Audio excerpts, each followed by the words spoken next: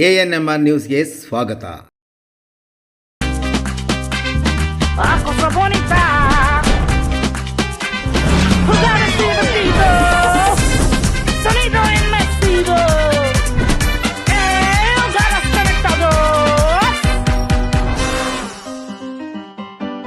Higher, more creation, more possibilities.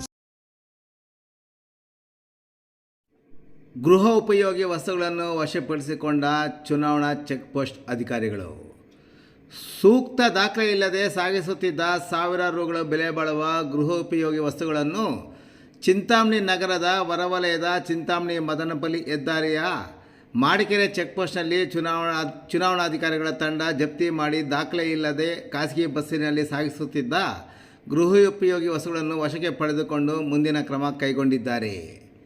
ಶನಿವಾರ ಸಂಜೆ ಬೆಂಗಳೂರಿನಿಂದ ನೆರೆಯ ಆಂಧ್ರಪ್ರದೇಶದ ಪುಂಗನೂರಿಗೆ ಹೋಗುತ್ತಿದ್ದ ಖಾಸಗಿ ಬಸ್ನ ಟಾಪ್ ಮೇಲೆ ಹಲವು ಮೂಟೆಗಳಿರುವುದನ್ನು ಕಂಡ ಚುನಾವಣಾ ಚೆಕ್ಪೋಸ್ಟ್ ಅಧಿಕಾರಿ ಅಶ್ವಥ್ ನೇತೃತ್ವದ ಪೊಲೀಸ್ ತಂಡ ಬಸ್ ನಿಲ್ಲಿಸಿ ಮೂಟೆಗಳನ್ನು ಪರಿಶೀಲನೆ ನಡೆಸಿದಾಗ ಮೂಟೆಗಳಲ್ಲಿ ಹಲವಾರು ಗೃಹೋಪಯೋಗಿ ವಸ್ತುಗಳು ಇರುವುದನ್ನು ಕಂಡು ಸೂಕ್ತ ದಾಖಲೆ ನೀಡುವಂತೆ ಕೋರಿದ್ದಾರೆ.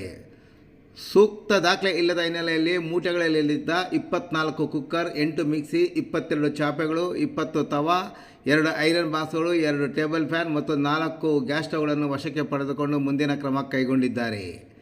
ಇನ್ನು ವಿಷಯ ತಿಳಿದು ಸ್ಥಳಕ್ಕೆ ಚಿಂತಾಮಣಿ ಉಪವಿಭಾಗದ ಡಿವೈಎಸ್ಪಿ ಪಿ ಮುರಳೀಧರ್ ಅವರು ಭೇಟಿ ನೀಡಿ ಪರಿಶೀಲನೆ ನಡೆಸಿದರು. ಇನ್ನು ದಾಖಲಾತಿ ಹಾಜರುಪಡಿಸಿದ ಪಕ್ಷದಲ್ಲಿ ಪ್ರಕರಣ ದಾಖಲು ಮಾಡಿ ಸೂಕ್ತ ಕ್ರಮ ಕೈಗೊಳ್ಳುವುದಾಗಿ ಚುನಾವಣಾಧಿಕಾರಿಗಳು ಭೇಟಿ ಮಾಡಿದ ವರದಿಗಾರರಿಗೆ ವಿವರಿಸಿದರು.